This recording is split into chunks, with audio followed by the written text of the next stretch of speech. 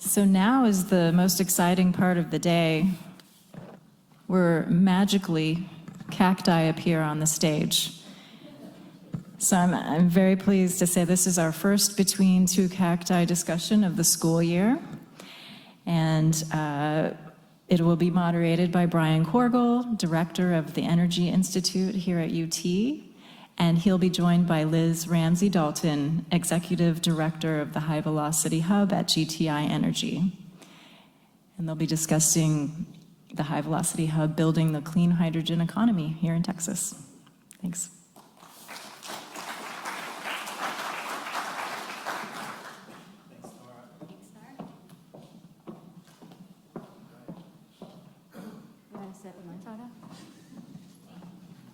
I think I'm always on this side. Is this how you roll? Yeah, I mean, it's like, I don't know, I'm right-handed, That makes but sense. I always on the left. So for this, am I the therapist, or are you the therapist? If anybody in this room has known us for the last 2 years that we've been working together, I think you're absolutely the therapist in our relationship, but Right. I don't know. I'm here in the session today. I'm sorry you didn't get a pin. Yeah, okay, so I was told last year with Between Two Cacti that there would be a pin. I would get a button. Every speaker gets a pin. I don't know what happened. I think we know what happened here. No high velocity funding yet, no pin. I know. So tell me about high velocity. I guess we're still in negotiations with DOE. Maybe you'll get a pin once that contract's signed. That feels fair. I think a lot of these folks want to hear what HyVelocity Hub is. I mean, we've given some talks and DOE sessions and things like that. So if you're a super hydrogen nerd, you may have heard this before, but what is the HyVelocity Hydrogen Hub? Well, if you've been living under a rock in Texas on Hydrogen Day, HyVelocity is a hydrogen hub that's made up of leading energy companies, many are in the room today, academic institutions such as the wonderful UT at Austin, research institutions, community organizations, leadership groups that are all looking at how do you scale clean hydrogen for the future of the economy here in Texas, the Gulf Coast region, but also nationally and around the globe.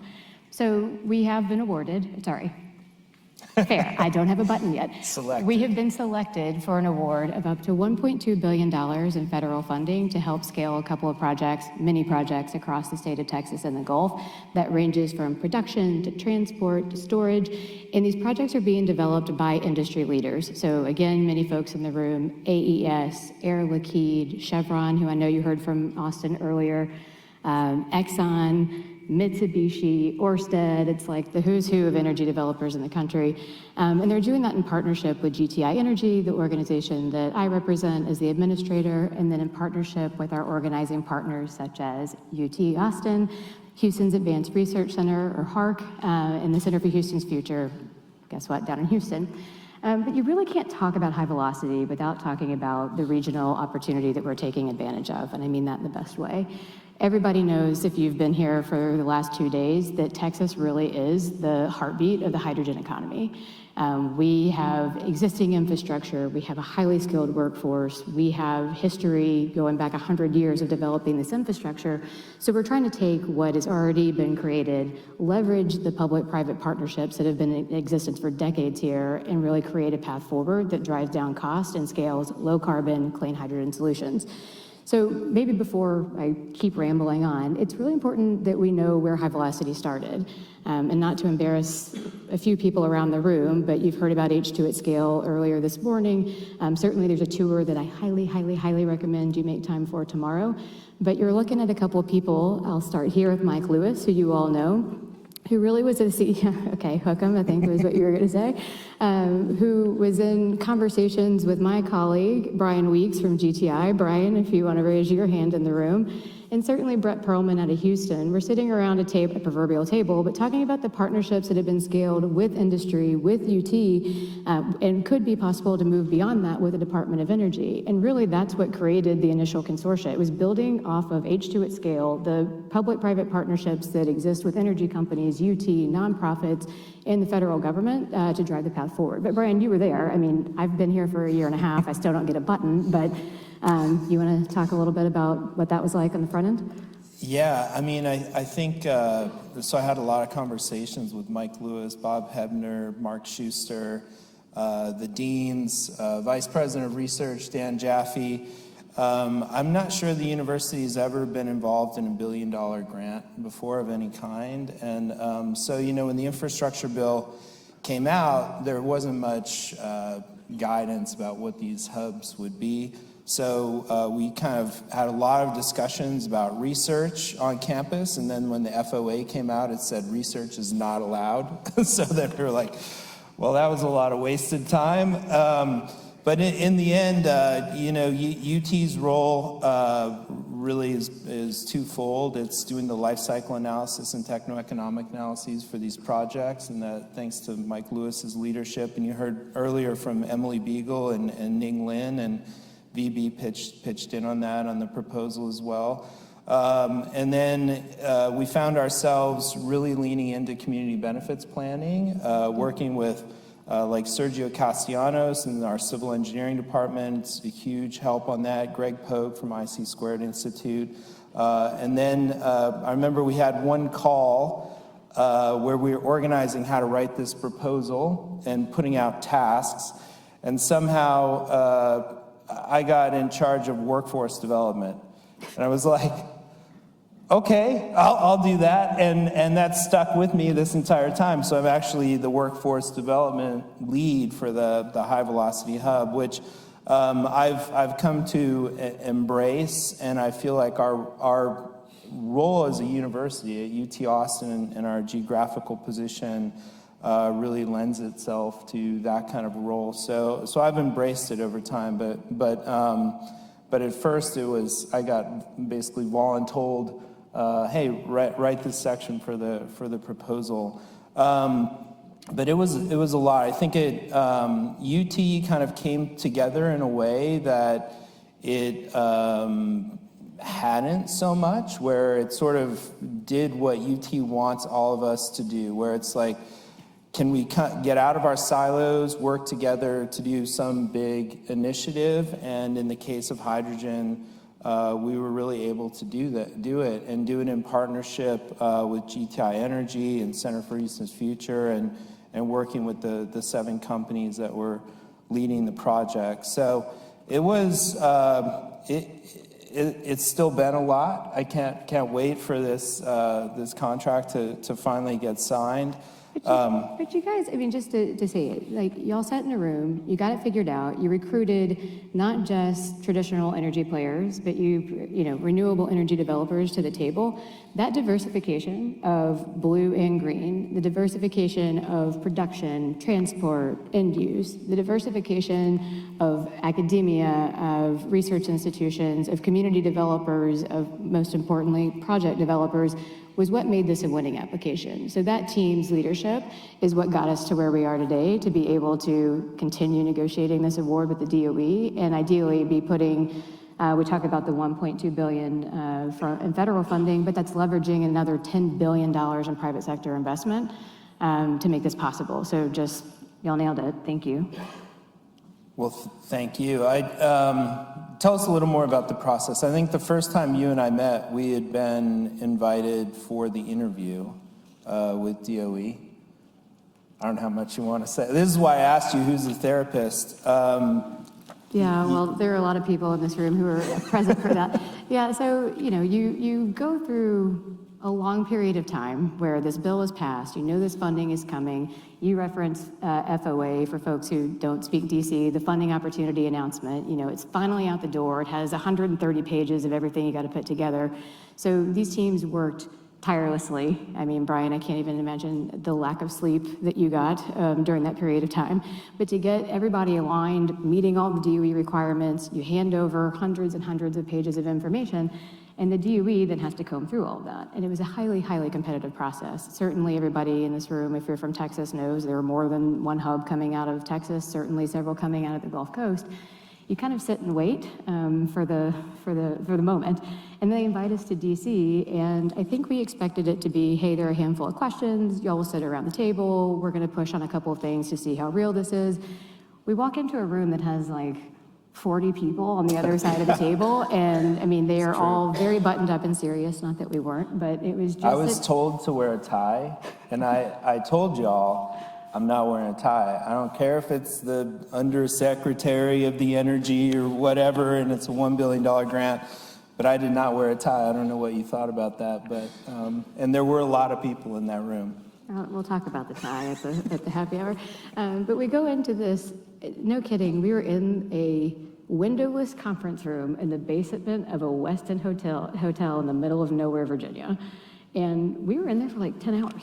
It was a full day experience of just like this back and forth. And, you know, they're stewards of taxpayer dollars. It's important that they get this right. But it was a clear indication of what we were in for as part of the project. And you're working with a lot of folks and different stakeholders, as we talked about in the hub, who have never had that experience with DOE. I worked with DOE in a previous life, so I had a little bit of an idea. But I think we all came out of there feeling like, is this ours? Is it not ours? I don't really know what to go, We got where to to go ask from some here. tough questions, I would say. But then after that, at Hydrogen Day last year, on the 5th, not the 8th, we got the Yeah, Texas Hydrogen Day. Texas Hydrogen Day last The year. 8th was like a Sunday, so we had, or Saturday, I can't remember. So we had our Hydrogen Day on October 5th, and Monique got a declaration from the governor that October 5th is Hydrogen Day in Texas. So this year, October 5th was on the weekend. We couldn't do it on Texas's Hydrogen Day, so we're doing it on the National Hydrogen Day.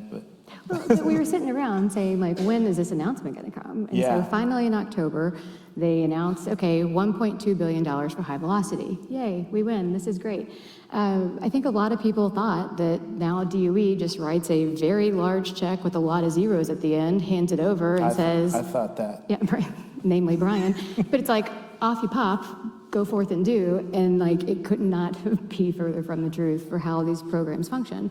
So we've been negotiating this deal back and forth with the agency for, we started in earnest like mid or late November, so coming up on a year now. But when you think about the complexity that comes into this type of program, it's so different than anything that federal agency has ever done before. It's so different than anything that industry has ever done before when you think about all the stakeholders involved and everything that has to get figured out for the life of a program.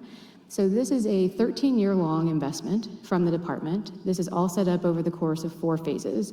You have to negotiate like line by line detail, every milestone, every achievement that's on the technical side, the financial side, certainly the community engagement side, which we should definitely talk about. All of that has to get figured out as part of that process. We are so close. We're very ready to sign. I think we're close to finalizing the deal.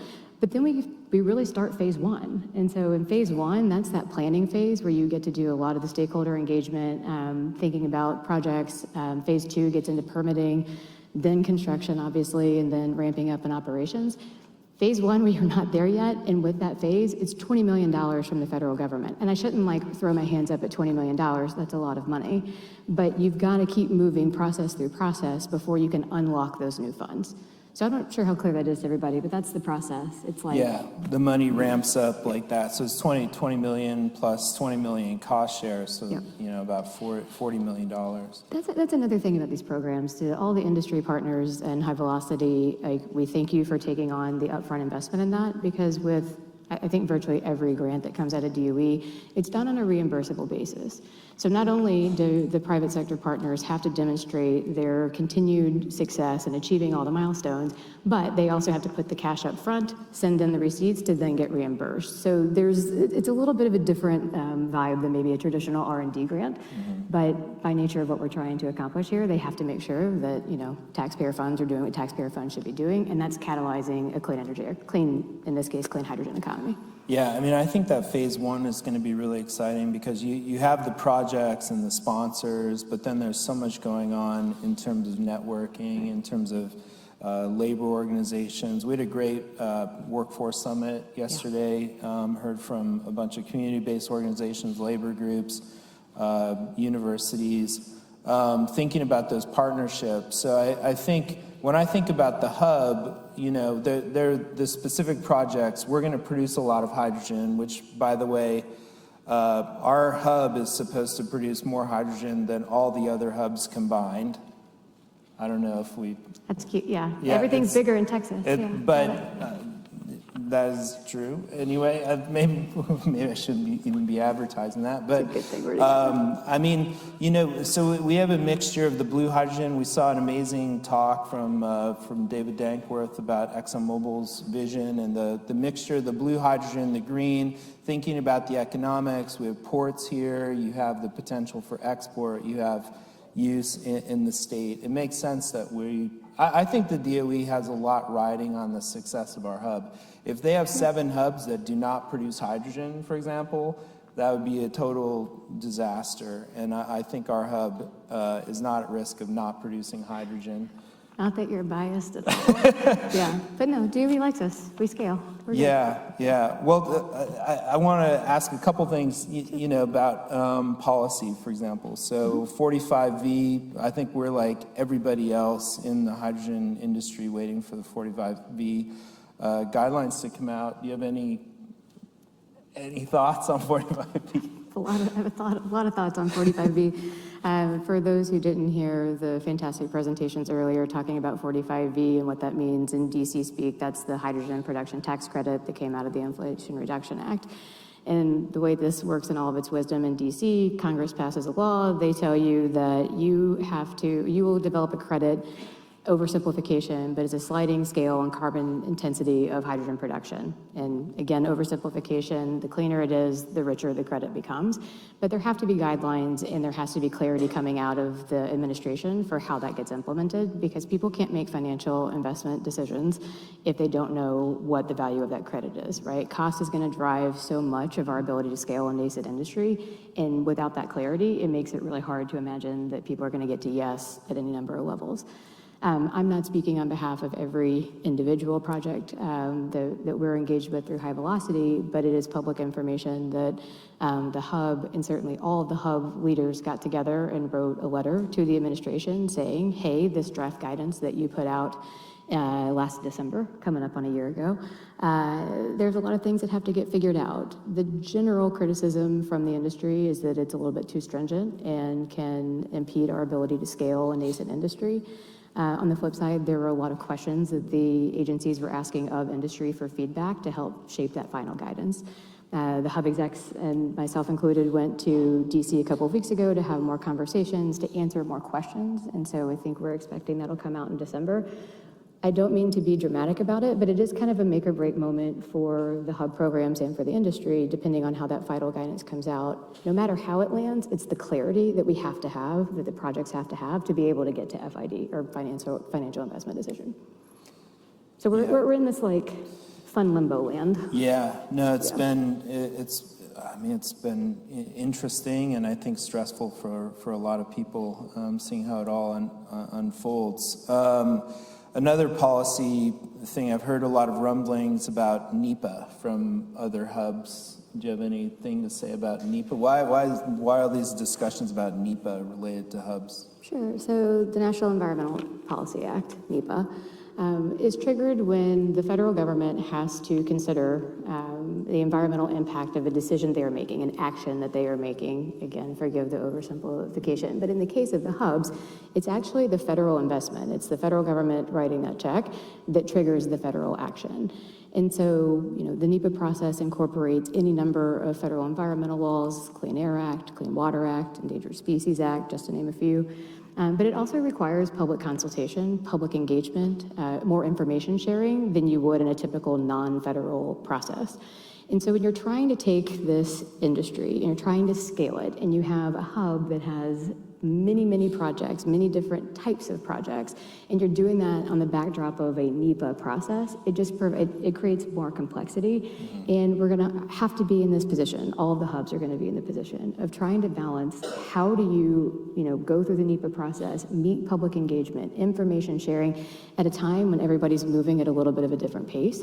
DOE is the agency in this case that's responsible for the process, and we are working with them collaboratively day in, day out to figure out what that path forward looks like. But it's an added feature of working with the federal government that not every project developer is familiar with. And so some of that just lack of familiarity or uncertainty is what we're having to get through.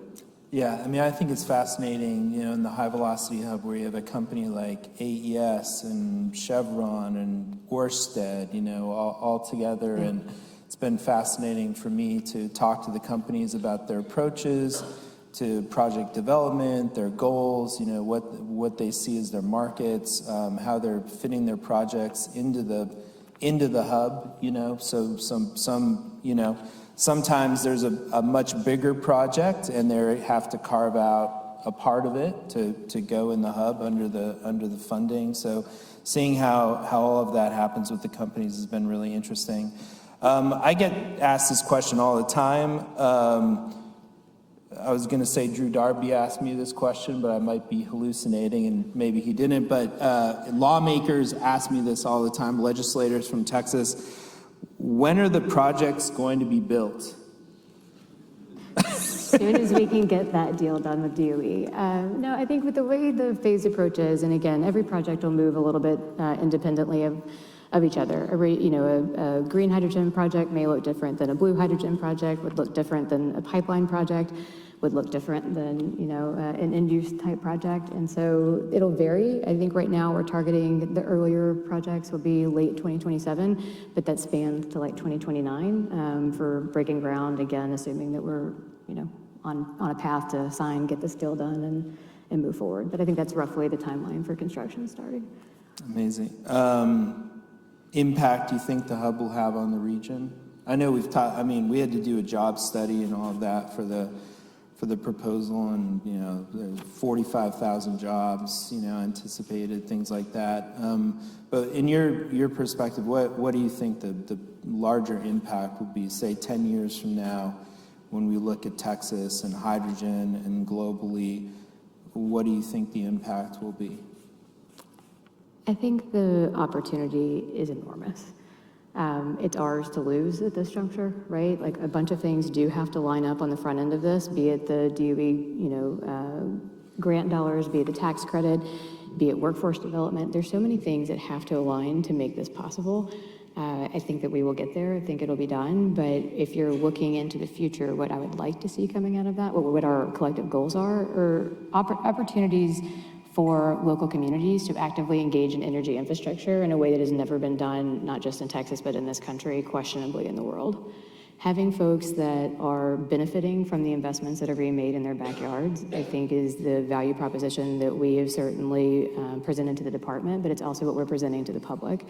We talked a little bit, or you just mentioned, I should say, that we did an original study that said maybe upward of 45,000 jobs in the state of Texas. To build this, this economy is huge, and that's just for HyVelocity. Right, just the hub. Yeah, McKinsey did a recent study down in Houston that was projecting over 100,000 jobs for the broader supply chain, kind of direct versus indirect jobs, if you will.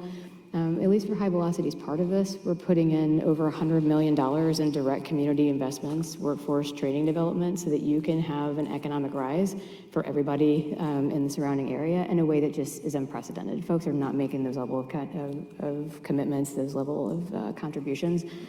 And you talked about the export opportunity. I think for the companies that create Texas jobs and Gulf Coast jobs, that opportunity to impact a global market where you're seeing a rising demand for clean products, we have the ability to regain leadership in an industry that has global impact for decarbonization. So when you start to look at not just the economic piece, but the deep decarbonization aspects of what we're trying to do, it's momentous. The other piece of this is Texas is a global leader, especially in hydrogen, is that the other hubs are looking at us for how we do this. So it's not just we will have a massive impact in Texas with what we're doing, but it's our ability to help guide those investments, help inform decision-making in regions around the rest of the country so that we're building a national capability that puts American, not to be like overly dramatic, but American dominance in a clean energy technology that we've lost a lot of the leadership in. So it's not just local, I think it's global. Well, I definitely think it's global. I mean, I was in Japan for a month in June, so I teach a class, nanotechnology innovation. I teach in the morning, and then Hisanori Ne set me up with meetings with energy companies every afternoon. So I had 40 meetings with energy companies. The topics were either grid resilience or hydrogen for the most part. And it was fascinating to see how the energy policy roadmap, decarbonization goals of a country like Japan map onto Texas in a way. It's like a Venn diagram where you have Texas, what Texas is doing within the United States and those goals, and then what Japan is doing and how there's a symbiosis between them. And I see that also between countries like Morocco, what Morocco is doing, and OCP and things there in terms of hydrogen, and what's happening in Europe and in the UK, in France especially. We've heard from several French companies today.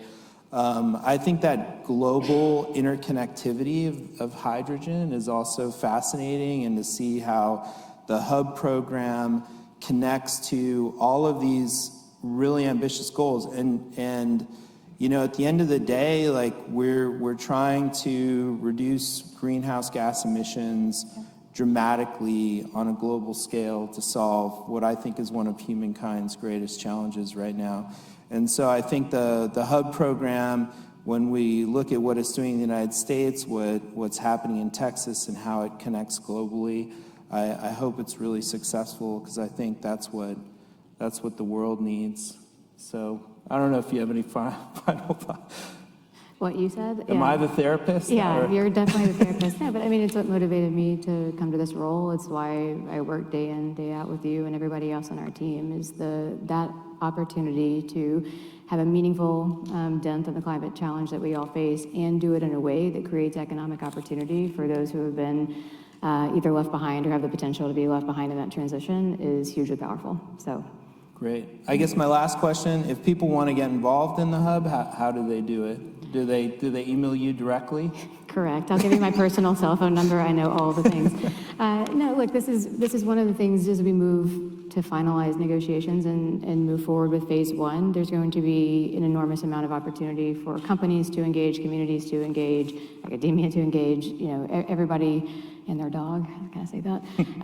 But HyVelocityHub.com is our website, and that'll be our main portal for engaging with the public. That's where we're going to be announcing events that we'll be hosting, roundtables, things like you did yesterday are the perfect example. That workforce development summit, phenomenal. Those types of opportunities over the next 18 months. What happens in the next 18 months informs the life of the project moving forward. So if I could encourage you to get involved, wait just a little bit longer like we are, but then it's going to be full on sprint. So please show up. We need your expertise. We need your views. We need your help. And yeah, outside of my personal email that Brian can tell you I answer so frequently, we'll find a way to do that. But our website, HyVelocityHub.com, is the best way. Awesome. Well, thanks, Liz. Thank you so much Yeah. for talking to me. Thank you.